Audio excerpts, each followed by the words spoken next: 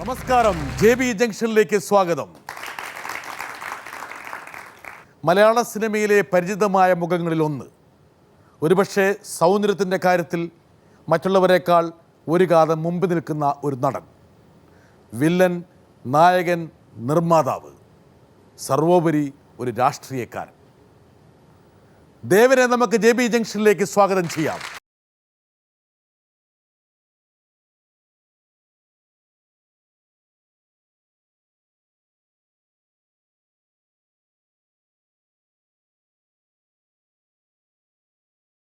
ദേവൻ, ജീവിതത്തിൽ ഒരുപാട് കാര്യങ്ങൾ ദേവൻ പറഞ്ഞിട്ടുണ്ട്, പറയാതെ പോയ കാര്യങ്ങളുമുണ്ട്. അപ്പോൾ എന്നോടൊരാൾ പറഞ്ഞു, ദേവന് പറയാതെ പോയ ഒരുപാട് കാര്യങ്ങളുണ്ട്, ബ്രിട്ടാസിൻ്റെ മുമ്പിൽ വന്ന് പറയാനുള്ളൊരു സാഹചര്യം ഉണ്ടാക്കി കൊടുക്കണം. ദേവൻ്റെ വളരെ അടുത്ത സുഹൃത്താണ്, ഒരുപക്ഷെ അവൻ പോലും ചോദിച്ചിട്ട് പറയാത്ത കാര്യങ്ങളായിരിക്കാം വേണമെങ്കിൽ. ഉണ്ടായിരിക്കാം ഒരുപാട് കാര്യങ്ങളുണ്ട്, പറയാത്ത ഒരുപാട് കാര്യങ്ങളുണ്ടല്ലോ നമുക്ക് ജീവിതത്തിലുണ്ടാകും. ഫെറോഷ്യസ്ലി പ്രൈവറ്റാണ്, അതായത് ചില വളരെ കംഫർട്ടബിളായ സ്ഥലത്ത് മാത്രമേ ദേവൻ മനസ്സ് തുറക്കാറുള്ളൂ. തീർച്ചയായിട്ടും. അതല്ലെങ്കിൽ അവിടെ നിന്ന് വിട്ടു നിൽക്കും, ഒരു ഡിറ്റാച്ച്മെൻറ്റാണ്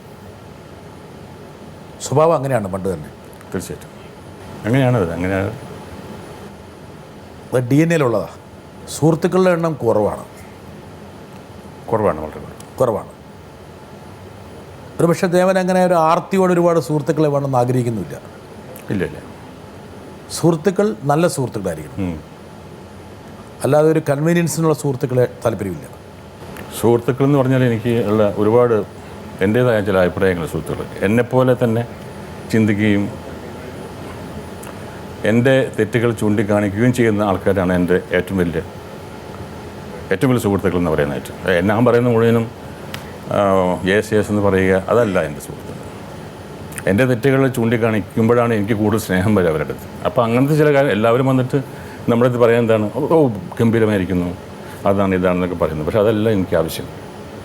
എൻ്റെ തെറ്റുകൾ മനസ്സിലാക്കി. പല നല്ല സുഹൃത്തുക്കളും പിന്നീട് ദേവനിൽ നിന്ന് ചിലപ്പോൾ അകന്നു പോയിട്ടുണ്ടാകും. ഉണ്ടാവാം. അതൊന്നും പിന്നീട് അതിനെക്കുറിച്ച് ചിന്തിച്ചില്ല. അകന്ന് പോകേണ്ടവരായിരുന്നോ എന്നുള്ള കാര്യം എനിക്ക് സംശയമുണ്ട്. അതായത് അകന്ന് പോയിട്ടുണ്ടെങ്കിൽ, ഉണ്ടെങ്കിൽ അത് എൻ്റെ തെറ്റുകൊണ്ടാവാൻ സാധ്യതയില്ല എന്നുള്ളതാണ്. അങ്ങനെ എൻ്റെ തെറ്റുകൊണ്ടായിരുന്നുവെങ്കിൽ ഞാൻ ഉടനെ അവരെ പോയി കാണുകയും അത് തിരുത്താൻ ശ്രമിക്കുകയും ചെയ്യുമായിരുന്നു.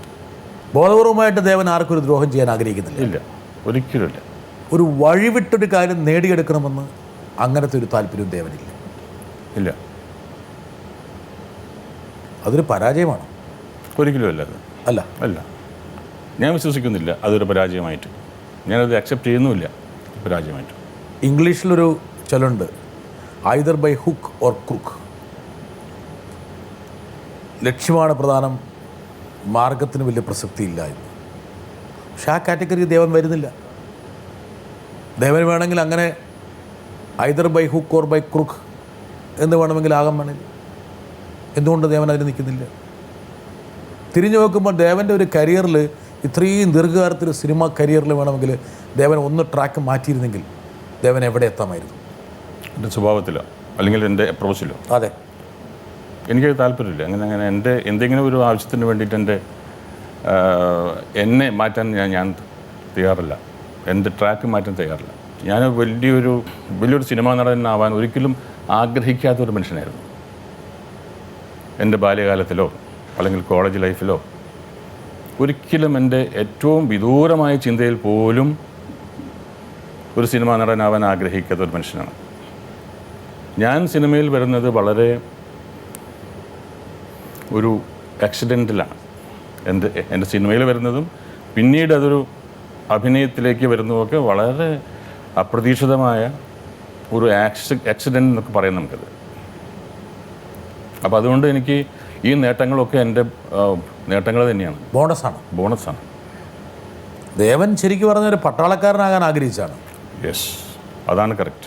കാക്കിയാണ് താങ്കൾ ആഗ്രഹിച്ച കളർ. കാക്കി എന്ന് പറഞ്ഞാൽ പോലീസല്ല, പട്ടാളം. റഫായിരിക്കും. ഞാൻ SSLCക്ക് പഠിക്കുമ്പോഴാണ് നാഷണൽ ഡിഫൻസ് അക്കാഡമിയിലേക്ക് ഞാൻ അപ്ലിക്കേഷൻ, അച്ഛനും അമ്മയൊന്നും അറിയാതെ തന്നെയാണ് ഞാൻ അപ്ലിക്കേഷൻ അയക്കുന്നത്. ഞാൻ ബാംഗ്ലൂർ പോയി എഴുതി തോറ്റു. എൻ്റെ ഒരു ഏറ്റവും വലിയ ജീവിതത്തിൽ വലിയൊരു അഭിലാഷമായിരുന്നു ഒരു പട്ടാളക്കാരനാവാനായിട്ട്. അതിനകത്ത് എന്തുകൊണ്ടാണെന്ന് ചോദിച്ചാൽ അതിൻ്റെ ഒരു ബേസിക് സാധനം രാഷ്ട്രസ്നേഹം തന്നെയാണ്. എന്നെ ചെറുപ്പത്തിൽ തന്നെ എൻ്റെ അച്ഛൻ 5ാം ക്ലാസ്സിലൊക്കെ പഠിക്കുമ്പോൾ തന്നെ 2 ദിനപത്രങ്ങളുടെ എഡിറ്റോറിയൽ വായിക്കണം. വായിച്ചാൽ മാത്രം പോരാ, അത് എഴുതണം. അച്ഛൻ ഓഫീസിൽ നിന്ന് വരുമ്പോൾ ഇത് എഴുതി അച്ഛനെ കാണിക്കണം. അതിൽ അങ്ങനെ നമ്മൾ എന്തെങ്കിലും വിധത്തിൽ എഴുതിയാൽ മാത്രം പോരാ, അത് വളരെ കയ്യക്ഷരം നന്നായിരിക്കണം. എഴുതി അച്ഛനെ കാണിക്കണം. അച്ഛൻ അത് വായിച്ചു നോക്കും.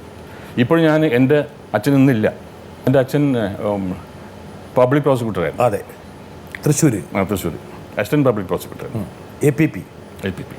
അപ്പോൾ അദ്ദേഹം ഓഫീസിൽ നിന്ന് വരുന്ന സമയത്ത് ഗേറ്റ് തുറന്നാൽ ഈ ഗേറ്റിൻ്റെ ശബ്ദം കൂടാതെ ഞങ്ങൾ ആദ്യം കേൾക്കുന്നത് എഴുതിയോ എന്നുള്ളതാണ്. അപ്പോൾ എഴുതിയൊക്കെ റെഡിയായിരിക്കണം. ആദ്യം വന്നാൽ ചേരുന്നാൽ വായിക്കും അച്ഛൻ. എന്തെങ്കിലും ഇതുണ്ടെങ്കിൽ ഉടനെ അത് റീറൈറ്റ് ചെയ്ത് വരാൻ പറ്റും. ഈ എഡിറ്റോറിയൽ കോപ്പി പീഡനമായിരുന്നു, ചെറുപ്പത്തിൽ വലിയ പീഡനമായിരുന്നു. അത് അനുസരിച്ചില്ലെങ്കിൽ എന്താ ശിക്ഷ എന്നറിയാമോ? ഒരു ചെയറുണ്ട് അവിടെ ഇരിക്കാൻ പറയും. അച്ഛൻ പറയുന്നത് വരെ അവിടെ ഇരിക്കണം, എണീക്കാൻ പാടില്ല. അങ്ങനെ ഇരിക്കും. അപ്പം അമ്മ അവിടെ നിന്ന് നോക്കും. അമ്മ ദയനീയമായി അമ്മോട് പറയും. എന്നിട്ട് പതുക്കെ അമ്മ അച്ഛൻ്റെ അടുത്ത് പോയി റെക്കമെൻഡ് ചെയ്യും. കുറേ നേരമായില്ലേ, വിട്ടൂടെ, അവർ കളിക്കേണ്ട സമയമല്ലേ എന്നൊക്കെ ചോദിക്കും. ഇല്ല, ഇരിക്കട്ടെ, അങ്ങനെ പറയും. അങ്ങനെ അന്നൊക്കെ നമുക്ക് വലിയൊരു പീഡനമായിരുന്നുവെങ്കിൽ കൂടി ഞാൻ എൻ്റെ 8ാം ക്ലാസ് 9ാം ക്ലാസ്സോട് കൂടി തന്നെ ഇതിൻ്റെ ഒരു പ്രാധാന്യത്തെപ്പറ്റി എനിക്ക് വളരെ ചുരുങ്ങിയ ഒരു ബോധം എനിക്കുണ്ടായി. അച്ഛൻ അപ്പോഴും പറയുമായിരുന്നു, പത്രപാരായണം പൂർണ്ണമാകണമെങ്കിൽ എഡിറ്റോറിയൽ വായിച്ചിരിക്കണം. വായിച്ചാൽ മാത്രം പോരാ, എന്താണത്, ആ എഡിറ്ററുടെ അഭിപ്രായം എന്താണ് എന്നുള്ളത് നിങ്ങൾ മനസ്സിലാക്കണം. എന്നാലാണ് ജീവിതത്തിലേക്ക് വരുമ്പോൾ നിങ്ങൾ എന്തെങ്കിലും ഒരു കാര്യം കാണുമ്പോൾ, അല്ലെങ്കിൽ ഒരു വാർത്ത വായിക്കുമ്പോൾ, ഒരു വാർത്ത കാണുമ്പോൾ, ഒരു സംഭവം നിങ്ങൾ കാണുമ്പോൾ നിങ്ങൾക്ക് നിങ്ങളുടേതായ ഒരു അഭിപ്രായങ്ങളുണ്ടാകും. ആ അഭിപ്രായ രൂപീകരണത്തിൻ്റെ എൻ്റെ ആദ്യത്തെ ക്ലാസ് എൻ്റെ അച്ഛനിൽ നിന്നാണ് കിട്ടിയത്. ദേവൻ ഇപ്പം പോലും പത്രവായനക്കാരിൽ ഒരു ചെറിയൊരു ന്യൂനപക്ഷം മാത്രമേ എഡിറ്റോറിയൽ വായിക്കുന്നുള്ളൂ. അതാണ് വലിയൊരു ദൗർഭാഗ്യകരമായ സംഗതിയാണത്. ഒരുപക്ഷെ വളരെ ചെറുപ്പകാലത്ത് തന്നെ സീരിയസ് ആയിട്ടുള്ള പ്രതിപാദനങ്ങൾ ഇതുപോലെ വായിക്കാൻ അവസരം കിട്ടിയതായിരിക്കാം ദേവനൊരു സൗഭാഗ്യം. ദേവൻ്റെ ഒരു സുഹൃത്ത് കൂടിയായിട്ടുള്ള ആശാ ശരത്ത് നമ്മോട് കൂടെ ഒരു കാര്യം പറയാൻ വേണ്ടി ആഗ്രഹിക്കുന്നുണ്ട്. നമസ്കാരം ദേവേട്ടാ. നമസ്കാരം. ഒരുപാട് സന്തോഷമുണ്ട് JB ജംഗ്ഷനിൽ ദേവേട്ടനെ കാണാൻ സാധിച്ചതിൽ. എനിക്ക് ചോദിക്കാൻ വലിയ ചോദ്യമൊന്നുമല്ല, പക്ഷെ ദേവേട്ടനെ കുറിച്ച് ഞാൻ അറിഞ്ഞതും ഞാൻ കേട്ടിട്ടുള്ളതും ഒരുപാട് പത്രങ്ങൾ വായിക്കുന്ന, ഒരു ദിവസം 7 പത്രത്തിൽ കൂടുതൽ വായിക്കുന്ന ഒരാളാണെന്ന് പറഞ്ഞു കേട്ടിട്ടുണ്ട്, കണ്ടിട്ടുമുണ്ട്. ദേവേട്ടൻ ഒരുപാട് പത്രങ്ങൾ വായിക്കുന്നത്, ഒരുപാട് രാഷ്ട്രീയ സ്വപ്നങ്ങളുണ്ട്. പല വേദികളിലും ദേവേട്ടൻ പ്രസംഗിക്കുന്ന കേട്ടിട്ടുണ്ട്, പല കാര്യങ്ങളെക്കുറിച്ച് ആധികാരികമായി സംസാരിക്കുന്ന കേട്ടിട്ടുണ്ട്. പക്ഷേ ഒരുപാട് കാര്യങ്ങൾ പറയാനുണ്ട് ദേവേട്ടനെന്ന് എനിക്ക് തോന്നിയിട്ടുണ്ട് പലപ്പോഴും. പക്ഷെ അങ്ങനെ ഒരു വേദി കിട്ടിയിട്ടുണ്ടോ? ഇത്രയൊക്കെ പത്രം വായിക്കുകയും കാര്യങ്ങൾ ഗ്രഹിക്കുകയും ചെയ്യുന്ന ദേവന് പ്രതികരിക്കാൻ വേണ്ട വേദികൾ മതിയായി ലഭിക്കുന്നില്ല എന്ന്. വളരെ ശരിയാണ്. എൻ്റെ പ്രതികരണ ശേഷി താങ്ങാനുള്ള വേദി വളരെ കുറവാണ്. അതിനുള്ള വേദി എനിക്ക് കിട്ടുന്നുമില്ല എന്നുള്ളതാണ്. കാരണം ഇത് ആശ പറയുന്നത് കറക്റ്റാണ്. വശത്തിൽ ഈ ഒരുപാട് ഞാനിപ്പോൾ ഈ എഡിറ്റോറിയൽ വായിക്കുക മാത്രമല്ല, ഇപ്പോൾ അതായത് കോളേജിൽ പഠിക്കുമ്പോൾ തന്നെ എഡിറ്റോറിയൽ കട്ട് ചെയ്ത് വെക്കും. ഇന്നും എൻ്റെ വർഷങ്ങളായിട്ടുള്ള എഡിറ്റോറിയലിൻ്റെ കോപ്പീസ് എൻ്റെ കയ്യിലുണ്ട്. റെഫർ ചെയ്യും ഞാൻ, പണ്ട് എന്ത് നടന്നു, ആ എഡിറ്ററുടെ ഒപ്പീനിയൻ എന്താണ്, ഇപ്പോഴത്തെ ഈ കാലഘട്ടത്തിൽ സംഭവിച്ച ഈ സംഭവവും ആ സംഭവവും തമ്മിലുള്ള ബന്ധം എന്താണ് എന്നൊക്കെ എഡിറ്റോറിയൽ വായിച്ചാൽ നമുക്ക് മനസ്സിലാവും. അങ്ങനെ പ്രതികരിക്കുന്ന, അതായത് അങ്ങനെ നോക്കുകയാണെങ്കിൽ എൻ്റെ ഉള്ളിലൊരു അഗ്നിപർവ്വതമുണ്ട്, പുകഞ്ഞുകൊണ്ടിരിക്കുകയാണ്, ഭയങ്കരമായ അഗ്നിപർവ്വതം. ദേവൻ്റെ ഒരു പ്രത്യേകത ഞാൻ പറയട്ടെ, പറഞ്ഞ കുഴപ്പമില്ലല്ലോ. ദേവൻ എപ്പോഴും അസംതൃപ്തിയുണ്ട്, അസ്വസ്ഥത. ആ അസ്വസ്ഥത എന്ന് വെച്ചാൽ ദേവൻ്റെ സൗഭാഗ്യത്തെക്കുറിച്ച് ഓർത്തിട്ടല്ല, ഒരിക്കലുമല്ല. അതിനെക്കുറിച്ച് താങ്കൾക്കൊരു വേവലാതിയില്ല. I know very very clear. പക്ഷേ ചുറ്റും സംഭവിക്കേണ്ട ചില കാര്യങ്ങൾ സംഭവിക്കാത്തതിലുള്ള, അല്ലെങ്കിൽ താൻ ആഗ്രഹിക്കുന്ന രീതിയിൽ കാര്യങ്ങൾ നടക്കാതെ പോകുന്നതിലുള്ള ഒരു അസ്വസ്ഥത എപ്പോഴും ദേവൻ്റെ ശബ്ദത്തിലുണ്ട്. ശരിയായ ജഡ്ജ്മെൻ്റാണത്. ഒരു സിനിമാ വ്യവസായത്തെക്കുറിച്ച് പറഞ്ഞാൽ പോലും കഴിഞ്ഞ പ്രാവശ്യം നമ്മളൊരു ചെറിയൊരു ഇൻ്റർഫേസ് ഒരു മീറ്റിംഗ് ഉണ്ടായിരുന്നു. വളരെ സെൻസിബിളായിട്ടുള്ള ഒബ്സർവേഷനാണ് ദേവൻ നടത്തിയത്.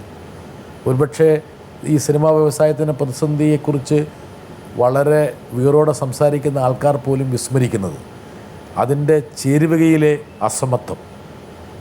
ദൈവം വളരെ യുക്തിപൂർവ്വം അവിടെ പറഞ്ഞു.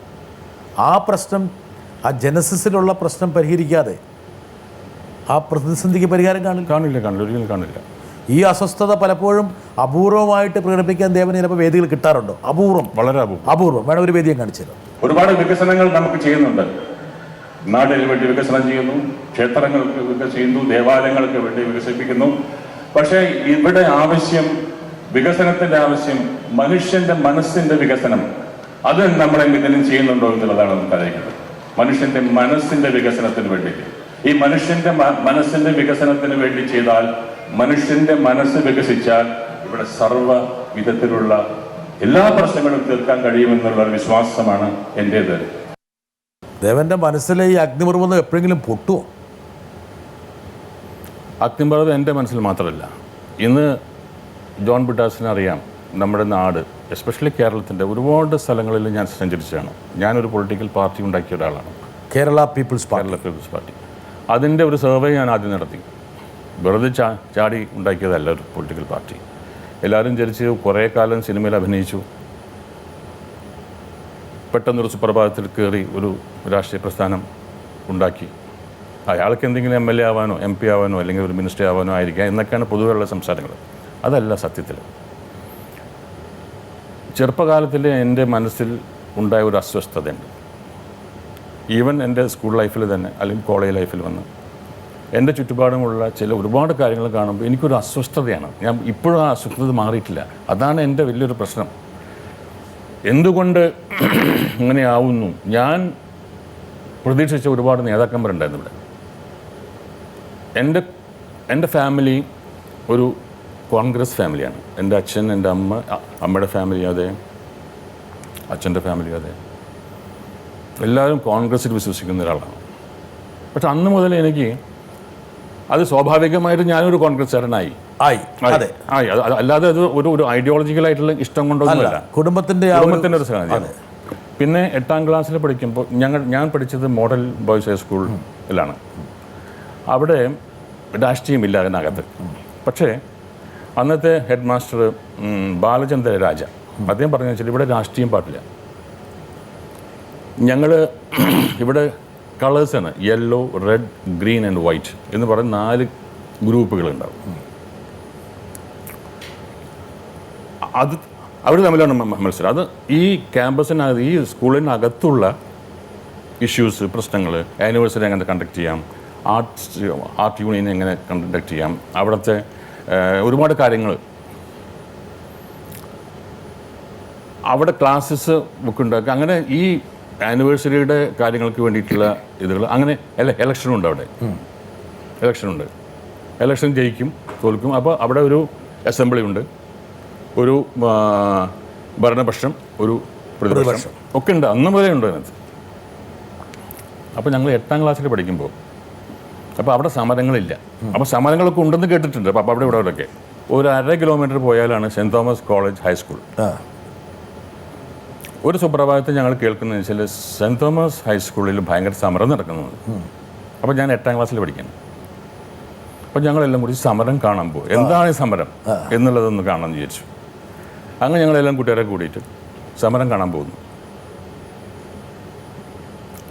പോകുന്ന വഴിക്ക് ഒരു സെൻറ് മേരീസ് കോളേജ് ഉണ്ട്, Sacred heart convent girls high school. അപ്പോൾ ഞാൻ 4ാം ക്ലാസ് വരെ കോൺവെൻറ്റിലാണ് പഠിച്ചത്, Sacred heart convent girls high school. അതെല്ലാം കഴിഞ്ഞ് ഞങ്ങളങ്ങനെ ഈ സെൻറ് തോമസ് കോളേജിൻ്റെ അടുത്തേക്ക് ചെല്ലുമ്പോൾ വളരെ ദൂരക്കാഴ്ചയായിട്ട് ഞാൻ കാണുന്നതെന്ന് വെച്ചാൽ സെൻറ് തോമസ് കോളേജിൻ്റെ ഗേറ്റിൽ ഭയങ്കരമായിട്ട് കമോഷൻ നടക്കും, അടിപിടി ബഹളങ്ങളും ആൾക്കാർ ഓടുന്നു ഒക്കെ ചെയ്യുന്നുണ്ട്. അതിൻ്റെ സൈഡിലുള്ള ഒരു ചുവന്ന പോസ്റ്റ് ബോക്സ് ഉണ്ട്, പണ്ടത്തെ ഇപ്പോൾ അതൊന്നും ഇല്ലല്ലോ, ഒരു പോസ്റ്റ് ബോക്സ് ഉണ്ട്. അവിടെ ഒരു വെളുത്ത് മെലിഞ്ഞ ഒരു ചെറുപ്പക്കാരൻ മറ്റുള്ള കുട്ടികളെ രക്ഷപ്പെടുത്താൻ വേണ്ടിയിട്ടുള്ള അദ്ദേഹത്തിൻ്റെ ശ്രമത്തിനിടയിൽ ഒരുപാട് മർദ്ദനമേറ്റുകൊണ്ടിരിക്കുന്നു. ഇവിടുന്ന് ചോര വരുന്നുണ്ട്, ഷർട്ടെല്ലാം കുറച്ച് ആൾക്കാരെ പിടിച്ച് ചീന്തുന്നു. എന്നിട്ടും പ്രതികരിച്ചുകൊണ്ട് നിൽക്കുന്ന ഒരു ചെറുപ്പക്കാരനെ കണ്ടു. എനിക്ക് ഭയങ്കര അത്ഭുതം തോന്നി. ഇതാണോ സമരം? അപ്പം ഞാൻ ആദ്യം കണ്ട സമരം അടിപൊളിയാണ്, മനസ്സിലല്ലേ? പിൻകാലത്ത് എനിക്ക് മനസ്സിലായത് അദ്ദേഹമാണ് VM സുധീരൻ എന്ന ഇപ്പോഴത്തെ നമ്മുടെ നേതാവ്, ഈ കോൺഗ്രസിൻ്റെ നേതാവ്, എൻ്റെ നേതാവല്ല. അപ്പോൾ എനിക്ക് അദ്ദേഹത്തിൻ്റെ പേരിൽ വളരെ ഒരു അഭിമാനവും ഒരുതരം ഞാനൊരു ഫാനായിട്ട് മാറി അദ്ദേഹത്തിൻ്റെ. 8ാം ക്ലാസ്സിൽ പഠിക്കുമ്പോൾ അങ്ങനെ ഞാൻ പിന്നെ എൻ്റെ വിദ്യാഭ്യാസം കഴിഞ്ഞ് കോളേജ് ചേരുമ്പോൾ ഓട്ടോമാറ്റിക്കായിട്ട് VM സുധീരൻ്റെ പാർട്ടിയിൽ ചേരുക എന്നുള്ളതാണ്. അല്ലാതെ കോളേജ് അതെ, KSUവിൽ ഞാൻ വളരെ സജീവമായി പ്രവർത്തിച്ചു. അപ്പോൾ അങ്ങനെയാണ്. അപ്പോൾ ആ ഒരു അസ്വസ്ഥത എവിടെ വെച്ചിട്ടാണ് കോൺഗ്രസുമായിട്ട് വഴിപിരിയുന്നത്? അന്നൊക്കെ എന്ന് വെച്ചാൽ ഞാൻ കോളേജിൽ പഠിക്കുന്ന സമയത്ത് 5 വർഷം വളരെ സജീവമായി, വളരെ അഗ്രസീവായിരുന്നു ഞാൻ. അടിപിടി ഉണ്ടാകാറുണ്ട്. ഞാൻ സ്വന്തമായി അടി കൊടുക്കാറുണ്ട്, വാങ്ങാറുണ്ട്. ഞങ്ങൾ ഒരുപാട് കിട്ടിയോ? കിട്ടിയിട്ടുണ്ട്, അങ്ങോട്ടും കൊടുത്തിട്ടുണ്ട്. അപ്പോൾ അതിനുശേഷം കോളേജ് കഴിഞ്ഞപ്പോൾ, കോളേജിൻ്റെ ഞാൻ BSc എടുത്ത് കഴിഞ്ഞതിന് ശേഷം എൻ്റെ ഉള്ളിലെ ഒരു ആഗ്രഹം വെച്ചാൽ ഇനിയിപ്പോൾ അന്നൊക്കെ വലിയ വലിയ യൂത്ത് കോൺഗ്രസിൻ്റെ നേതാക്കന്മാരായത് ഉമ്മൻചാണ്ടി, AK ആൻ്റണി, VM സുധീരൻ അങ്ങനെ തുടങ്ങിയ ബൈലാരവിയൊക്കെ വലിയ വലിയ നേതാക്കന്മാരാണ്. അപ്പോൾ എൻ്റെ ചിന്ത എന്ന് വെച്ചാൽ ഇവരൊക്കെ ഭരണതലത്തിൽ വന്നാൽ കേരളത്തിനൊരു പുതിയ ഒരു സംസ്കാരം, രാഷ്ട്രീയ സംസ്കാരം ഉണ്ടാവും എന്ന് വിചാരിച്ചു. നമ്മുടെ ഒരുപാട് പ്രശ്നങ്ങൾ ഇവർ മാറ്റുമെന്ന് ഞാൻ പ്രതീക്ഷിച്ചിരുന്നു. അങ്ങനെ ഞാൻ എൻ്റെ ജീവിതത്തിലേക്ക് വന്നു. പിന്നെ ഞാൻ NDA എന്ന് പറഞ്ഞല്ലോ, NDAയിൽ പോയി തോറ്റു. രണ്ടാമത് ഞാൻ ഷോർട്ട് സർവീസ് കമ്മീഷൻ ആർമിയിൽ ചേരാനായിട്ട് പിന്നെയും ശ്രമിച്ചു. എൻ്റെ ആഗ്രഹം അതാണ് പിന്നെയും. അതിന് വേണ്ടിയിട്ടാണ് ഞാൻ ആദ്യമേ ചെന്നൈയിലേക്ക് പോകുന്നത്. അവിടെ ചെന്ന് അവിടെ ഒരു പ്രൈവറ്റ് ഇൻസ്റ്റിറ്റ്യൂട്ട് ഉണ്ട്, ഒരു മേജർ രത്നാചലത്തിൻ്റെ കീഴിലുള്ള ഈ ഷോർട്ട് സർവീസ് കമ്മീഷന് പോകുന്ന കാൻഡിഡേറ്റ്സിനെ ട്രെയിൻ ചെയ്യാനായിട്ടുള്ള ഒരു പ്രൈവറ്റ് ഇൻസ്റ്റിറ്റ്യൂട്ടാണ്. ഈസ് കേണൽ മേജർ രത്നാചലം എന്ന് പറഞ്ഞാൽ അദ്ദേഹത്തിൻ്റെ ഇൻസ്റ്റിറ്റ്യൂട്ടിൽ 14 days ഇൻറ്റൻസീവ് കോഴ്സാണ്. അത് കഴിഞ്ഞാലാണ് ബാംഗ്ലൂർ പോയിട്ട് ഇൻ്റർവ്യൂ നടത്തുന്നത്. ഞങ്ങൾ 13 കാൻഡിഡേറ്റ്സ് ഉണ്ടായിരുന്നു. ഈ ട്രെയിനിങ് പ്രോഗ്രാമിൻ്റെ സമയത്ത് മുഴുവനും എല്ലാ ടെസ്റ്റുകളിലും ഞാൻ 1ാം സ്ഥാനം. ഈ ആർമിയിൽ പോകാനുള്ള ടെസ്റ്റുകളുണ്ടല്ലോ, അതൊക്കെ അവിടെ പ്രാക്ടിക്കലായിട്ടുള്ള കാര്യങ്ങൾ നോക്കുന്നു. അങ്ങനെ ഞങ്ങളെല്ലാവരും കൂടിയിട്ട് ബാംഗ്ലൂർ പോകുന്നു. ഫസ്റ്റ് ഡേ തന്നെ ടെസ്റ്റിൽ ഐ വാസ് റിജക്റ്റഡ്. അത് പറ്റി എനിക്കറിയില്ല. അതാണ് ഫേറ്റ് എന്ന് പറയുന്ന സാധനം. അന്ന് രാത്രി ഞാൻ കരഞ്ഞുകൊണ്ട് ബാംഗ്ലൂർ റെയിൽവേ സ്റ്റേഷനിൽ ട്രെയിനിൽ ഇരുന്നിട്ട് ഞാൻ കരയാണ്. അപ്പം ഞാൻ അതായത് BSc വരെ ഞാൻ വർഷങ്ങളായിട്ട് എൻ്റെ പ്രതീക്ഷ മുഴുവൻ ഒരു ആർമി ഓഫീസറാവണം. അതെല്ലാം തകർന്നടിഞ്ഞു പോയി എന്നുള്ളത് എൻ്റെ ധാരണ. എൻ്റെ അപ്പോഴത്തെ പ്രായത്തിൻ്റെ പ്രശ്നങ്ങളായിരിക്കും. അങ്ങനെ പിറ്റേ ദിവസം ചെന്നൈ വന്ന് നേരിട്ട് ഞാൻ ഈ മേജർ രത്നാചലം സാറിൻ്റെ അടുത്ത് ചെന്നു. അദ്ദേഹം എന്നെ കണ്ട, what happen to you man? ഞാൻ സ്റ്റാർട്ട് ക്രൈം. ഞാൻ ഭയങ്കരമായിട്ട് പൊട്ടിക്കരഞ്ഞു.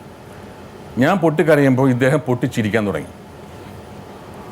എന്നിട്ട് പറഞ്ഞു, don't try again, don't attempt again. I think your fate is something else, don't waste your time. ഇതാണ് അദ്ദേഹം ഇപ്പോഴും ഞാൻ കളിക്കുക. Don't waste your time, don't attempt. അതായത് നിങ്ങൾ ഇതിന് യോഗ്യനാണ്, സർവ്വതാ യോഗ്യനാണ്, പക്ഷേ നിങ്ങളുടെ വര വേറെ എവിടെയാണ്. ഗോ. അദ്ദേഹം തിരിച്ചറിഞ്ഞു. അവിടെ നിന്നാണ് അദ്ദേഹത്തിൻ്റെ വീട്ടിൻ്റെ ഫസ്റ്റ് സ്റ്റെപ്പ് വെച്ചിട്ടാണ് എൻ്റെ ഈ ജീവിതം തുടങ്ങുന്നത്. ദേവൻ കിട്ടിയത് അവതരിപ്പിക്കുന്ന വെള്ളം ദേവൻ മറക്കാൻ ആഗ്രഹിച്ചാലും ഞങ്ങൾ മറക്കുന്നില്ല. അത് ഞാൻ ഒരിക്കലും മറന്നിട്ടില്ല. എന്നും ഞാൻ ഓർക്കുന്ന ഒരു സംഗതിയാണ് വെള്ളം. ദേവൻ എപ്പോഴെങ്കിലും പ്രതീക്ഷിച്ചു ഞങ്ങൾ ഈ വെള്ളം ഇവിടെ കൊണ്ടുവരുന്നു? ഇല്ല, തീരെ പ്രതീക്ഷിച്ചു. അത് ആരും കാണാത്ത, ഒരുപാട് ആൾക്കാർ കാണാത്തൊരു സിനിമയാണ്. പക്ഷേ അപ്പോൾ ജോൺ ബ്രിട്ടാസ് എന്നോട് ചോദിക്കുകയാണ്, നിങ്ങൾ കണ്ട ഏറ്റവും നല്ല സിനിമ അല്ലെങ്കിൽ MT വസുദേവൻ നായർ ഹരിഹരൻ ടീമിൻ്റെ ഏറ്റവും നല്ല സിനിമ എന്ന് ചോദിച്ചാൽ ഞാൻ പറയാം വെള്ളം എന്ന സിനിമയാണ്. ചെമ്മീനിന് ശേഷം താങ്ക് യു സോ മച്ച്. കുട്ടികളൊന്നും കണ്ടിട്ടില്ല, കാണണം ആ പടം. അതായത് ചെമ്മീനിന് ശേഷം മലയാള സിനിമയ്ക്കൊരു ലാൻഡ് മാർക്ക് ആകാൻ പറ്റിയൊരു സിനിമയാണ്. എന്ത് പറ്റി ദേവൻ ആ വെള്ളമെടുത്ത് വെള്ളത്തിലായി. അല്ല, ഞാൻ ഫേറ്റാണ്. വെള്ളമെടുത്ത് ഞാനൊരു സിനിമ നടനായി എന്ന് ഞാൻ പറയുക. ഇതൊരു സർവകലാശാല ആയിരുന്നു.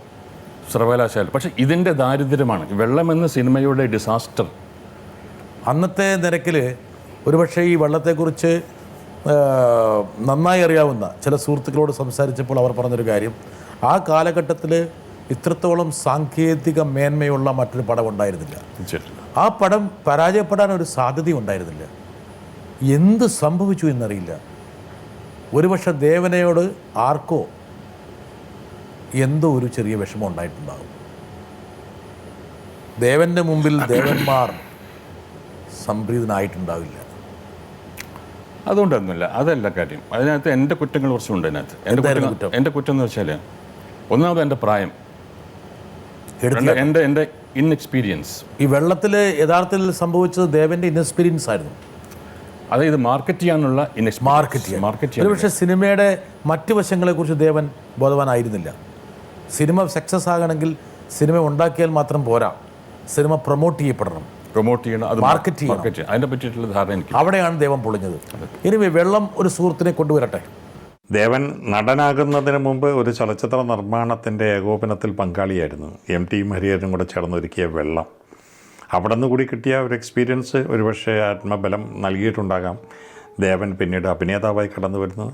വളരെ രൂപസൗഭഗമുള്ള ഒരു ശരീരഭാഷ സ്വന്തമായിരുന്നത് കൊണ്ട് മറ്റ് പരിമിതികൾ അതിലംഘിച്ചുകൊണ്ട് തന്നിൽ ഏൽപ്പിക്കുന്ന കഥാപാത്രങ്ങളെ പ്രേക്ഷക പ്രീതിക്ക് വശംവദമാകുന്ന വിധം ഭംഗിയായി അവതരിപ്പിക്കുവാൻ ദേവൻ എന്നും ബദ്ധശ്രദ്ധനായിരുന്നു.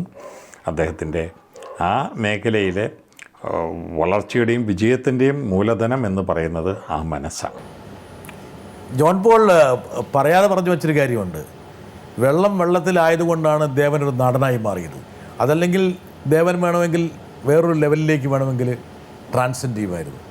തീർച്ചയായിട്ടും. പൈസയെല്ലാം പോയി, ദാരിദ്ര്യമാണ്. ആ ദാരിദ്ര്യമാണ് എൻ്റെ സിനിമ നടനാക്കിയത്. കാരണം എന്ന് വെച്ചാൽ ഇതിനകത്ത് ഈ വിക്ടർ ലീനസാണ് ഈ നോവൽ വായിച്ചത്. ഞാൻ ഒരുപാട് അന്നും വായിക്കുമായിരുന്നു. നോവൽ വായിച്ചിട്ട് പറഞ്ഞു, ഒരു ദിവസം ഞാൻ മുന്നപ്പോൾ പറഞ്ഞു, എടോ ഒരു ബുക്ക് കിട്ടി, അതൊന്ന് വായിക്കുമെന്ന് പറഞ്ഞു. അപ്പോൾ NN പിഷാരയുടെ നോവൽ തന്നു. ഞാനത് വായിച്ചു.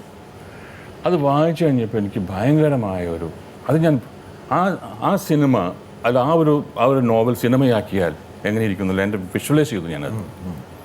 ആ സിനിമയുടെ ഒരു ഏറ്റവും വലിയ പ്രത്യേകത ഒരു കാലഘട്ടത്തിൻ്റെ ഇതാണ്. അതായത് 50കളിൽ നിന്നും അല്ലെങ്കിൽ 40കളിൽ നിന്നും 70-75 വരേക്കുള്ള കേരളത്തിൻ്റെ ഒരു വളർച്ചയാണ്.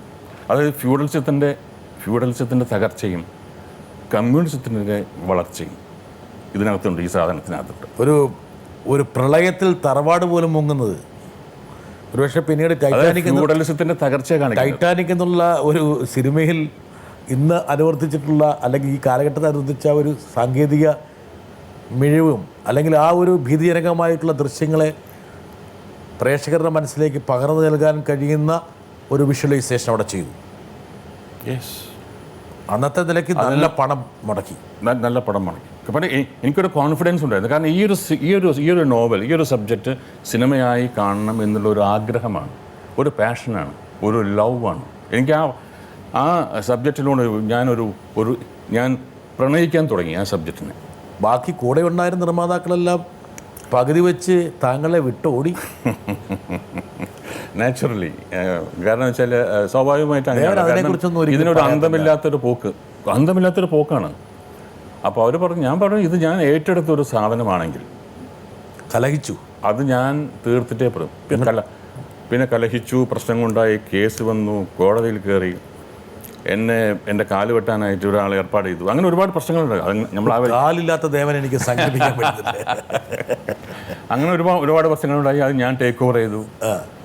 അപ്പം അതൊക്കെ എൻ്റെ ഒരു പാഷനാണ്. എൻ്റെ ആ ഒരു അന്ന് എത്രയായിരുന്നു വയസ്സ് ദേവൻ്റെ? 23 വയസ്സ്. 23 വയസ്സ്. ഒരുപക്ഷെ ആ ഒരു പ്രായത്തിൽ സിനിമാ വ്യവസായത്തിലെ ഒരാളും ഏറ്റെടുക്കാത്തൊരു ഭാരമാണ്. ഭയങ്കര ഭാരമായി. അത് ഭയങ്കര വേണമെങ്കിൽ ദേവൻ തകർന്നു പോകുമായിരുന്നു, വേണം ആത്മഹത്യ ചെയ്യാമായിരുന്ന ഒരു ദുരന്തമായിരുന്നു അത്. അതിനെപ്പറ്റി ഞാൻ ചിന്തിച്ചില്ല, ആത്മഹത്യനെ പറ്റി ചിന്തിക്കുന്ന ഒരാളല്ല. പക്ഷെ മറ്റുള്ള ആൾക്കാർ ദേവനെ കൊല ചെയ്യുന്നതിനെ കുറിച്ച് ആലോചിച്ചുകൊണ്ടിരുന്നു. അത് ശരിയാണ്.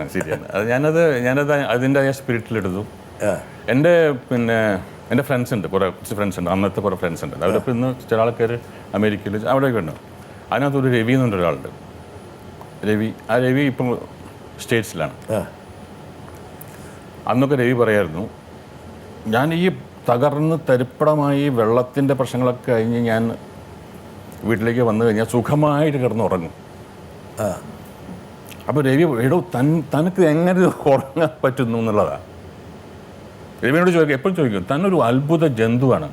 കാരണം ഇത്രയും പ്രശ്നങ്ങൾ തകർന്ന് തരിപ്പടമായി റോഡിലേക്ക് വലിച്ചെറിയപ്പെട്ട ഒരു വ്യക്തി സുഖമായിട്ട് കൂർക്കം വലിച്ചു പറഞ്ഞു. അതായത് ഞാൻ ആ ചാരത്തിൽ നിന്നും അടുത്ത ഫിനിക്സ് പക്ഷിയുടെ പോലെ പിറ്റേ ദിവസം ഞാൻ വളരെ ഹാപ്പി ആയിരിക്കും. വെള്ളത്തിൻ്റെ ഒരു പശ്ചാത്തലം കൂടി നമുക്ക് കാണേണ്ടതുണ്ട്. അതിൻ്റെ ബാക്കി പത്രം.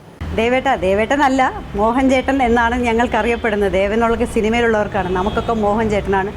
ദേവേട്ടൻ്റെ ഫസ്റ്റ് പ്രൊഡക്ഷനിൽ വെള്ളം പടത്തിലെ ഹീറോയിനാണ് ഞാൻ. മാത്രമല്ല ദേവേട്ടൻ അഭിനയിക്കാൻ വന്നപ്പം ദേവേട്ടൻ്റെ ഹീറോയിനായിട്ട് അഭിനയിച്ചിട്ടുണ്ട്. ദേവേട്ടൻ്റെ ഫസ്റ്റ് ഹീറോയിൻ ഞാനാണ്. അപ്പം അത് ഓർത്ത് ദേവേട്ടന് 25 വർഷം ആഘോഷിക്കുന്ന സമയത്തേക്ക് എന്നെ വിളിച്ചായിരുന്നു. ഞാൻ മാത്രമേ ഉണ്ടായിരുന്നുള്ളൂ എന്ന് തോന്നുന്നു. ചേട്ടൻ എന്നെ മോളേ എന്നാണ് വിളിക്കുന്നത്. ഇന്ന് വരെ എന്നെ മേനക എന്ന് വലുതായിട്ട് വിളിച്ചിട്ടില്ല, മോളേ എന്നാണ് വിളിക്കുന്നത്. ദേവേട്ടനെ എന്താ പറയുക, ദേവേട്ടന് എനിക്ക് തോന്നുന്നു ഞാൻ ദേവേട്ടനെ കുറിച്ച് പറയുന്നേക്കാൾ ദേവേട്ടനായിരിക്കും എന്നെക്കുറിച്ച് കൂടുതൽ പറയണമെന്നാണ് എനിക്ക് തോന്നുന്നത്. മേനക അത് മറന്നിട്ടില്ല. എൻ്റെ ആദ്യത്തെ നായികയാണ്. ആ പടമാണ് നമ്മുടെ രാജസേനനാണ് ഡയറക്റ്റ് ചെയ്തത്. പിന്നെ തുളസിദാസ് അതിൻ്റെ സ്ക്രിപ്റ്റൊക്കെ വർക്ക് ചെയ്തത്. അവർ രണ്ടുപേരും കൂടിയിട്ടാണ് ഇതിൻ്റെ എല്ലാം കാര്യം ചെയ്തത്. അതിനകത്ത് ഞാൻ മേനകയുടെ നായകനായിട്ട് അഭിനയിച്ചു. മേനക പക്ഷേ ദേവൻ്റെ ആ ഊഷ്മളമായ പെരുമാറ്റത്തെ ഒരിക്കലും മറന്നിട്ടില്ല. തീർച്ചയായിട്ടും എപ്പോഴും കണ്ടാലും വളരെ സ്നേഹത്തിലാണ്. സിനിമയിൽ അങ്ങനെയുള്ള സ്നേഹമൊക്കെ വളരെ അപൂർവമല്ലേ ദേവ? അപൂർവമാണ്, കറക്റ്റാണ്. പക്ഷെ ചിലവരൊക്കെ ഉണ്ട് ഇപ്പോഴും ആ ഒരു. എത്രയോ ആൾക്കാർ ദേവനെ കണ്ടിട്ട് മോഹൻ തിരിച്ച് നടന്നിട്ടുണ്ട്. ഞാൻ കണ്ടിട്ടുണ്ടല്ലോ. പക്ഷെ ഞാനത് ശ്രദ്ധിക്കാറില്ല. ശ്രദ്ധിക്കാറുണ്ട്. ശ്രദ്ധിക്കാറുണ്ട്.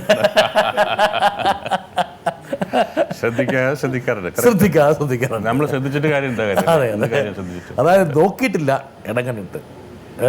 കാരണം എന്നറിയോ, ഈ കളം, അതായത് സിനിമയായാലും രാഷ്ട്രീയമായും വിജയിക്കുന്നതിൻ്റെ കളിക്കളമാണ് രണ്ടും. വിജയിയുടെ കളമാണ്. പരാജിതന് ആ ഭാഗത്തേക്ക് സ്ഥാനമില്ല. Winner takes all. ആ സമയത്ത് നമ്മൾ പോയിട്ട് എന്താ കാര്യം? ഒരുപക്ഷെ ആ പ്രായത്തിൽ ഒരു ചെറുപ്പക്കാരന് താങ്ങാൻ പറ്റുന്ന ഒരു ഘട്ടമല്ല. ദേവൻ അതിജീവിച്ചു. തീർച്ചയായിട്ടും. അതിൽ നിന്ന് എന്ത് പാടാണ് ദേവൻ ഉൾക്കൊണ്ടത്? ഒരു ലെസൺ ഉണ്ടാവുമല്ലോ, ഒരു ട്രാജഡി തരുന്ന. കൂടുതൽ ശക്തനായി എൻ്റെ മാനസികമായിട്ട് ഞാൻ കൂടുതൽ ശക്തനായി. പിന്നെ പരാജയങ്ങളെ എങ്ങനെ ഏറ്റുവാങ്ങണം എന്ന് ഞാൻ പഠിച്ചു.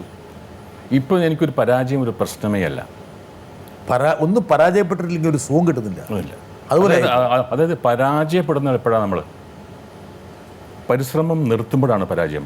ഞാൻ ഇപ്പോഴും പരിശ്രമിച്ചുകൊണ്ടിരിക്കുകയാണ്, ഈവൻ എൻ്റെ രാഷ്ട്രീയത്തിൽ. അതാണ് എൻ്റെ കൈവിടാത്ത നിശ്ചയദാർഢ്യം. നമ്മൾ തമ്മിലൊന്ന് ഏറ്റുമുട്ടി എൻ്റെ ഇലക്ഷൻ സമയത്ത്. നമ്മൾ ഏറ്റുമുട്ടി. നമ്മൾ തമ്മിൽ ഒരു ഇന്റർവ്യൂ ഉണ്ടായിരുന്നു. അതിനകത്ത് അവസാനത്തെ ചോദ്യം എന്നോട് ചോദിച്ചു. അത് മുഴുവൻ രാഷ്ട്രീയമാണ് ചോദിച്ചത്. ഇത് ഞാൻ അന്ന് താങ്കൾ കേരള പീപ്പിൾസ് പാർട്ടി ലോഞ്ച് ചെയ്തിട്ട് ട്രിവാൻഡ്രം വെസ്റ്റിൽ മത്സരിക്കുമ്പോൾ ഞാൻ എൻ്റെ ക്യാമ്പയിനിങ് നേരിട്ട് വേർത്ത് കുളിച്ചിട്ട് വന്ന നല്ല ഓർമ്മശക്തി. യെസ്. എൻ്റെ അടുത്ത് ചോദിച്ചു ഒന്ന് ഫേസ് ഒന്ന് വാഷ് ചെയ്ത് ഇതൊക്കെ ചെയ്യാൻ. ഞാൻ പറഞ്ഞു വേണ്ട, ആവശ്യമില്ല, ഞാൻ എൻ്റെ ക്യാമ്പയിനിൽ നിന്ന് വരുന്നത്. ഇത് വേർപ്പോട് കൂടി തന്നെ ഇരിക്കണം. You appreciated that. തീർച്ചയായിട്ടും. അല്ലാതെ ദേവൻ്റെ ആ ഒരു എന്താ കാര്യം, ദേവൻ അപ്പോഴേക്കും വേറൊരു ലെവലിലേക്ക് ട്രാൻസെൻഡ് ചെയ്തിരുന്നു, റീമോൾഡ് ചെയ്യപ്പെട്ടിരുന്നു. സാധാരണയിൽ സിനിമാക്കാർ വരുമ്പോൾ ഉണ്ടാകുന്ന ഒരു ലെവലല്ല വന്നു കഴിഞ്ഞാൽ. ഈ അന്ന് അവസാനത്തെ ചോദ്യം എന്തായിരുന്നു അറിയാം? അതാണ് ഭയങ്കര ചോദ്യങ്ങളായിരുന്നു എന്നെ ചോദിച്ചത്. അതെ. അതിനൊക്കെ ഞാൻ ആൻസറും പറഞ്ഞു. അവസാനത്തെ ചോദ്യം എന്താണെന്ന് വെച്ചാൽ, ഈ തിരഞ്ഞെടുപ്പിൽ തോറ്റാൽ ഞാൻ പറഞ്ഞു 1000 തിരഞ്ഞെടുപ്പുകളിൽ ഞാൻ നിൽക്കും എന്ന് പറഞ്ഞു. അവിടെയാണ് ഫ്രീസ് ചെയ്തത്. അവിടെ ഫ്രീസ് ചെയ്തു. ഞാൻ അവിടെ നിന്ന് ആ സ്റ്റുഡിയോയിൽ നിന്ന് പുറത്തിറങ്ങുമ്പോൾ എനിക്ക് ഏറ്റവും കൂടുതൽ കോളുകൾ വന്നത് മുഴുവനും ഫോറിൻ കൺട്രീസിൽ നിന്നാണ്. അമേരിക്കയിൽ നിന്ന്, ജർമ്മനിയിൽ നിന്നൊക്കെ വിളിച്ചിട്ട് ഭയങ്കരമായിട്ട് അപ്രിഷ്യേറ്റ് ചെയ്തിരുന്നു ആ ആൻസറിന്. വരട്ടെ ഒരാൾ. എൻ്റെ സിനിമാ സുഹൃത്തുക്കളിൽ എനിക്ക് ഏറ്റവും അടുപ്പമുള്ള ഒരു 5-6 പേരിൽ ഒരാളാണ് ദേവൻ. അത് ദേവനും അറിയാമല്ലോ അല്ലേ? എനിക്ക് ദേവനോട് ചോദിക്കാനുള്ള ചോദ്യം ദേവൻ്റെ രാഷ്ട്രീയമാണ്. അതായത് ഇപ്പോൾ ഇന്ന് ഇന്ത്യയിൽ 1100 1160 1200 രാഷ്ട്രീയ പാർട്ടികളുണ്ട്. അതിൽ ദേശീയ പാർട്ടികളൊരു 6-7 ഉണ്ട്. ഇതുകൂടാതെ പ്രാദേശിക പാർട്ടികൾ തന്നെ 47-50 ഉണ്ട്. പിന്നെയാണ് ബാക്കിയുള്ള പാർട്ടികൾ. ഇത്രയും പാർട്ടികളുടെ ലക്ഷ്യം എന്താണെന്ന് വെച്ചാൽ ജനസേവനമാണ്. ജനങ്ങളെ സേവിക്കാൻ വേണ്ടിയാണല്ലോ രാഷ്ട്രീയം. അതിനിടയ്ക്ക് പിന്നെ ദേവൻ സ്വന്തമായിട്ട് ഒരു രാഷ്ട്രീയ പാർട്ടി രൂപീകരിച്ചു. അതിൻ്റെ പ്രസക്തി എത്രമാത്രം ഉണ്ടെന്നാണ് താങ്കളുടെ ഒരു വിശ്വാസം? അതിൻ്റെ ഈ പാർട്ടിയുടെ ഇപ്പോഴത്തെ അവസ്ഥ എന്താണ്? താങ്കൾ ഇപ്പോൾ എവിടെ നിൽക്കുന്നു? വളരെ നല്ല ക്വസ്റ്റ്യനാണ്. അതെ, കാരണം അത് കുട്ടന് ചോദിക്കാൻ പറ്റുന്നു. കാരണം കുട്ടന് എന്ത് വേണമെങ്കിൽ ചോദിക്കാൻ പറ്റുന്ന അത്ര സ്വാതന്ത്ര്യമുള്ള കാര്യമാണ്. എൻ്റെ രാഷ്ട്രീയം എന്ന് പറഞ്ഞാൽ ഒരുപാട് അടിത്തറയുള്ള രാഷ്ട്രീയം. അതിൻ്റെ ഞാൻ ആദ്യമായിട്ട് ഞാൻ എൻ്റെ രാഷ്ട്രീയ പ്രസ്ഥാനം അനൗൺസ് ചെയ്യുന്നത് തന്നെ ഒരുപാട് അസ്വസ്ഥതകളുടെ അല്ലെങ്കിൽ ഭയങ്കരമായി പ്രതികരണ കൂടിക്കൂടി വന്ന് അതൊരു വയലൻസിലേക്ക് പോകുന്ന ഒരു ഘട്ടത്തിലാണ്. എൻ്റെ വളരെ ആത്മാർത്ഥ സുഹൃത്തുക്കളെ പറഞ്ഞു, എന്തെങ്കിലും സംഘടനയുടെ പിൻബലമില്ലാതെ ചെയ്താൽ പോലീസ് അറസ്റ്റ് ചെയ്ത് കൊണ്ടുപോകും. ഞാൻ അങ്ങനെ ചിന്തിച്ചിട്ട് ഒരുപാട് സ്റ്റഡി ചെയ്തു. ഏതാണ്ട് ഒരു 10-17 വർഷത്തെ എൻ്റെ പഠനത്തിൻ്റെയും ആലോചനയുടെയും റിസർച്ചിൻ്റെ ഒക്കെ ഫലമാണ്. ഒരു ഔട്ട്ലെറ്റാണ് എൻ്റെ പ്രതികരണത്തിൻ്റെ വേണ്ടിയുള്ള ഒരു ഔട്ട്ലെറ്റാണ് എൻ്റെ കേരള പീപ്പിൾസ് പാർട്ടി. അതിന് ഇവൻ ചോദിച്ചല്ലോ ഇപ്പോൾ. അതിൽ ഞാൻ പറയുന്നത് വെച്ചാൽ ഇതിൻ്റെ കാരണം അതിൻ്റെ ഇപ്പോൾ ഇവിടെ 1700 പാർട്ടികൾ ഉണ്ടാവാം. ആ 1700 പാർട്ടികൾ അല്ല കേരള പീപ്പിൾസ് പാർട്ടി. അതായത് 2004 ഒരു സെക്കൻഡ്, ഓരോ കൂടെ സമാനമായൊരു ചോദ്യം കൂടെ വരുന്നു. താങ്കൾക്ക് കൂടുതൽ മിഴിവോടെ പറയാൻ വേണ്ടി ഒരു അവസരം. ദേവട്ട നമസ്കാരം. നമസ്കാരം. ദേവട്ടൻ നല്ലൊരു നടനാണ്. എനിക്ക് തോന്നുന്നു മലയാള സിനിമയിലെ സുന്ദരനായ വില്ലൻ എന്നറിയപ്പെടും. ദേവട്ടൻ സിനിമയ്ക്ക് അഭിനയത്തിന് പുറമെ തന്നെ രാഷ്ട്രീയത്തിൽ വലിയ താല്പര്യമുള്ള ആളാണെന്ന് എനിക്കറിയാം. സ്വന്തമായിട്ടൊരു കേരള പീപ്പിൾസ് പാർട്ടി എന്നൊരു സംഘടന രൂപീകരിച്ചു. ഈ പാർട്ടി ഇപ്പോൾ കേരളത്തിലുണ്ടോ?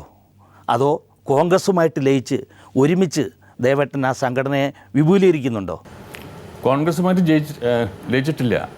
അത് ഒരു തെറ്റിദ്ധാരണയാണ് വാസ്തവത്തിൽ. അതിൻ്റെ കാരണം എന്ന് വെച്ചാൽ 2008-2009 കാലഘട്ടങ്ങളിൽ ഈ ന്യൂക്ലിയർ എഗ്രിമെൻ്റ് ഉള്ളൂ അമേരിക്കൻ നമ്മുടെ കപിൽ സിബൽ അന്നത്തെ സയൻസ് ആൻഡ് ടെക്നോളജിയുടെ മിനിസ്റ്റർ ആയിരുന്നു. അദ്ദേഹം എല്ലാ സ്റ്റേറ്റുകളിലും വന്നിട്ട് ഇതിൻ്റെ കാര്യങ്ങളെ പറ്റി ഒരു എക്സ്പ്ലനേഷൻ ഇത് നമുക്ക് വേണം എന്ന് പറയുന്ന അങ്ങനെ മദ്രാസിലുള്ള ഒരു സെമിനാറിൽ അവിടുത്തെ സംഘാടകർ എന്നെയും വിളിച്ചു ഇതിനകത്ത്. അപ്പോൾ അദ്ദേഹത്തിൻ്റെ പ്രസംഗം കഴിഞ്ഞു, അവരെന്നെ വിളിച്ചു. എൻ്റെ പ്രസംഗം ഞാനത് 4 ക്ലോസസ് വളരെ ഡെട്രിമെൻ്റലാണ്, ഇന്ത്യൻ താല്പര്യങ്ങൾക്ക് എതിരാണ് എന്ന് പറഞ്ഞു 4 ക്ലോസ് അടിയിട്ട് ഞാൻ ഇത് മാറ്റണം എങ്കിൽ നമുക്ക് സൈൻ ചെയ്യാം, എഗ്രിമെൻ്റ് സൈൻ ചെയ്യാമെന്ന് പറഞ്ഞ് ഞാൻ എൻ്റെ പ്രസംഗം അവസാനിപ്പിച്ചിരുന്നു. അപ്പോൾ അദ്ദേഹം എൻ്റെ അടുത്തിരിക്കുന്നുണ്ട്. അദ്ദേഹം എന്നോട് ചോദിച്ചു, I know you are A film actor, but who are you actually? Who are you? No, I am a film actor. No.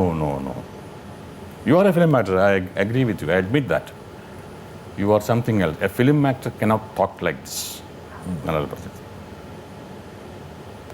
അപ്പോൾ അദ്ദേഹം പറഞ്ഞു, can you join me for a dinner? I mean, of course. ഇതിനെ പറ്റി കൂടുതൽ സംസാരിക്കാമെന്ന് പറഞ്ഞു. അങ്ങനെ ഞങ്ങൾ അത് ഡിന്നറിന് സംസാരിച്ചപ്പോൾ അത് എന്നോട് ചോദിച്ചു, why can't you meet our leader, Sonia Gandhi? Of course, I will meet. ഞാൻ പറഞ്ഞു, ആരെ വേണമെങ്കിൽ മീറ്റ് ചെയ്യാം എന്ന് പറഞ്ഞിട്ട് ഞാൻ ഡൽഹി പോയി സോണിയാഗാന്ധിനെ മീറ്റ് ചെയ്തു. കണ്ടു. ആരുടെയും സഹായമില്ലാതെ, ഇവിടുത്തെ ഒന്നും സഹായമില്ല. നേരിട്ട് പോയി, നേരിട്ട് അപ്ലിക്കേഷൻ എൻ്റെ പ്രൊഫൈൽ കൊടുത്ത് ആപ്ലിക്കേഷൻ അവരെന്നെ വിളിച്ചു. എനിക്ക് 5 നിമിഷമാണ് തന്നത്. അപ്പോൾ ഞാൻ തന്ന ആളോട് പറഞ്ഞു, ഞാൻ വന്ന് ഇവരുടെ അടുത്ത് പോയി ഒരു ഫോട്ടോ എടുക്കാൻ വേണ്ടിയിട്ടുള്ള ഒരു ആഗ്രഹത്തിൽ പോകുന്നതല്ല, ഒരു ബൊക്കെ കൊടുത്ത് ഫോട്ടോ എടുത്ത് നിൽക്കുന്ന ഒരു ആഗ്രഹത്തിൽ പോകുന്നതല്ല, എനിക്ക് സംസാരിക്കാൻ അവരായിട്ട്. അയ്യോ, അതിൽ 5 നിമിഷത്തിൽ കൂടുതലൊന്നും ആരുടെ അടുത്ത് കൊടുക്കാറില്ല. ഓക്കെ, എന്തായാലും കാണാൻ അകത്ത് പോരി. അവർ ഒറ്റയ്ക്ക് ഇരിക്കുന്നു. ഞാൻ ചെന്ന് അവരെ എൻ്റെ ഇരിക്കാൻ പറഞ്ഞു. ശരി, ഇരുന്നു. അപ്പോൾ ഞാനൊരു 9 പേജുള്ള ഒരു നോട്ട് കൊടുത്തു, ഒരു റിപ്പോർട്ടിൻ്റെ. അതിന് റിപ്പോർട്ടിൻ്റെ heading what went wrong with Congress. എൻ്റെ സ്റ്റഡിയാണത്. ഞാൻ എൻ്റെ കേരള പീപ്പിൾസ് പാർട്ടിയുമായിട്ട് നടന്നപ്പോൾ, കേരളം ഒട്ടാകെ നടന്നപ്പോൾ എനിക്ക് കിട്ടിയ ഒരുപാട് ഇൻഫർമേഷൻസ് ഉണ്ട്. What went wrong with Congress, കോൺഗ്രസിന് എന്ത് പറ്റി, അതാണ് ഞാൻ കൊടുത്തത്. ഇവർ ആദ്യത്തെ പാരഗ്രാഫ് വായിച്ചിട്ട് പറഞ്ഞു യെസ്. അപ്പോൾ ഞാൻ പറഞ്ഞു, madam, you have to read this report, then only you will understand me, then only you will understand what I am going to say. അപ്പോൾ ഇവരൊന്ന് നോക്കി, പിന്നെ എടുത്തു 2 പാരഗ്രാഫ് വാങ്ങിച്ചു. Can I read this after you go? Okay. ഞാൻ പിന്നെ നാളെ ബലം നിർബന്ധിക്കാൻ പാടില്ല. അപ്പോൾ എന്നെ ഇതിനകത്ത് കയറ്റി വിടുമ്പോൾ അവിടുത്തെ SPG ഓഫീസർ പറഞ്ഞെങ്ങനെയാണെന്ന് വെച്ചാൽ, your time starts at 10:30, exactly at 10:35 you have to come out. വന്നില്ലെങ്കിൽ തന്നെ പിടിച്ച് ചവിട്ടി പുറത്താക്കും എന്നുള്ള ധ്വനിയാണ് ആ ഒരു ഇതിൽ വന്നത്. അപ്പോൾ ഈ ഒരു അൾട്ടിമേറ്റ് എൻ്റെ ഉള്ളിൽ കിടന്ന് ഒരു പേടിയുണ്ട്. I was nervous, to be very frank. I was nervous. കാരണം ആരാണ് മുമ്പിൽ ഇരിക്കുന്നത് എന്നുള്ളൊരു പേടി എനിക്കുണ്ടായിരുന്നു. അപ്പോൾ അവർ യെസ് എന്താ പറയടോ എന്നുള്ളതാണ് അവരുടെ ഇത്. അപ്പോൾ എനിക്ക് പെട്ടെന്ന് വന്നത്, Madam, the present political scenario in India, especially Kerala, has been melted into a liquid form which has no direction and which has no shape to flow. What did you say? I said, Madam, the political scenario in India, especially Kerala, has been melted into a liquid form which has no shape and which has no direction to flow. ഇവർ കണ്ണാടം കിട്ടെടുത്തു. How can you say that എന്ന് പറയുമ്പോഴേക്കും ഈ SPG officer വാല് തുറന്ന് അടുത്ത് കയറി. കാരണം 5 മിനിറ്റ് കഴിഞ്ഞു. അപ്പോൾ ഇവരുടെ ചോദ്യത്തിന് ആൻസർ കിട്ടിയിട്ടില്ല ഇവർക്ക്, ഇതുവരെ കൊടുത്തിട്ടില്ല. അല്ലല്ല, അവർ ചോദിച്ചല്ലോ, അതെ, how can you say this എന്ന് ചോദിച്ചിട്ട് എൻ്റെ ആൻസർ. അപ്പോഴേക്കും ആൻസർ പറഞ്ഞതിന് മുമ്പ് ആൾ വന്നു. അപ്പോൾ ഇവർ പറഞ്ഞു, wait outside, I call you. അപ്പോൾ എൻ്റെ അൾട്ടിമേറ്റം തീർന്നു. അവസാനം 5 നിമിഷമുള്ള അൾട്ടിമേറ്റം. പിന്നെ എനിക്ക് സമയമുണ്ട്. ഐ വാസ് റിലാക്സ്ഡ് ആയി. ഞാൻ പിന്നെയാണ് ദേവനായത്. എന്നെ ദേവനായി, കേരള പീപ്പിൾസ് പാർട്ടിയുടെ ആളായി. ഈ സിനിമാ നടൻ എന്നുള്ളതൊക്കെ അങ്ങ് പോയി.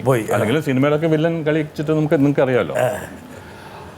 അപ്പം ഞാൻ കുറേ കാര്യങ്ങൾ പറഞ്ഞു. ഞാൻ പറഞ്ഞു, the Congress has to change, revisit your political strategy. അതായത് സോണിയാഗാന്ധി എന്ന് പറയുന്നത് ഇന്ത്യ സംസാരിക്കുന്ന കേരളത്തിന്റെ പശ്ചാത്തലത്തിലാണ്. കേരളത്തിന്റെ അതാണ് ഞാൻ പറയുന്നത്. മറ്റൊന്നും നമുക്ക് വിഷയമല്ല. ഞാൻ പറഞ്ഞ കേരളത്തിനെ സംബന്ധിച്ചിടത്തോളം you have to revisit the strategy. അങ്ങനെ കുറേ കാര്യങ്ങൾ പടപടപെടാൻ നിങ്ങൾ പറഞ്ഞു. ഇവർ ചില ചോദ്യങ്ങൾ എന്നോട് ചോദിക്കും, അതിനുള്ള മറുപടി കൊടുക്കും. അവസാനം അവർ എന്നോട് ചോദിച്ചു, what is the solution? Tell me, you have told me many issues. What is the solution? You have to change the election strategy. You have to show the blood-stained sari of Indira Gandhi to the people of India. And you have to show the blood-stained costume of Rajiv Gandhi to the people of India. And you have to show your face who pardoned the killers of your husband. Okay. അതായത് പിന്നെ രക്തക്കറയുള്ള ഇന്ദിരാഗാന്ധിയുടെ സാരിയും അതുപോലെ തന്നെ രക്തം പുരണ്ട രാജീവ് ഗാന്ധിയുടെ വസ്ത്രവും രാജീവ് ഗാന്ധിയുടെ ഘാതകർക്ക് മാപ്പ് കൊടുത്ത നിങ്ങളുടെ മുഖവും ജനങ്ങളെ കാണിക്കണം. ഇതാണ് താങ്കൾ നിർദ്ദേശിച്ച സൊല്യൂഷൻ. വളരെ നല്ലൊരു സൊല്യൂഷനായിരുന്നു. അപ്പോൾ ഇവരെന്ത് ചെയ്യുന്നത് വെച്ചാൽ ഇവർ പെട്ടെന്ന് ഒരു ഷോക്കേറ്റമാരി. ഇവരത് എക്സ്പെക്ട് ചെയ്തില്ല ഇങ്ങനെ ഒരു സാധനം. She became emotional. അവർ വളരെ വളരെ വികാരഭരിതയായി. അവർ എൻ്റെ ഫേസിൽ നിന്ന് മാറി ജസ്റ്റ് 1, 2, 3 ഒരു 5-6 സെക്കൻഡ് ഇങ്ങനെ ഇരുന്നു.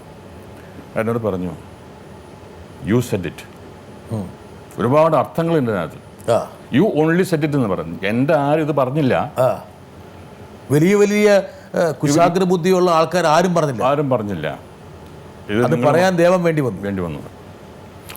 എന്നിട്ട് ഞാൻ അവിടുന്ന് പോയ സമയത്ത് അപ്പോഴേക്കും ചാനൽ, നിങ്ങളെപ്പോലെയുള്ള ചാനലുകാർ വന്ന് കംപ്ലീറ്റ് ദേവൻ കോൺഗ്രസിലേക്ക് ചേർന്നു. പിന്നെ സോണിയാഗാന്ധിയായിട്ട് സംസാരിച്ച് കഴിഞ്ഞു. സോണിയാഗാന്ധിയായിട്ട് സംസാരിച്ച ഉടനെ ഈ കോൺഗ്രസിൽ ചേരുന്നു എന്നുള്ള പറയാൻ എന്താണ് അർത്ഥം?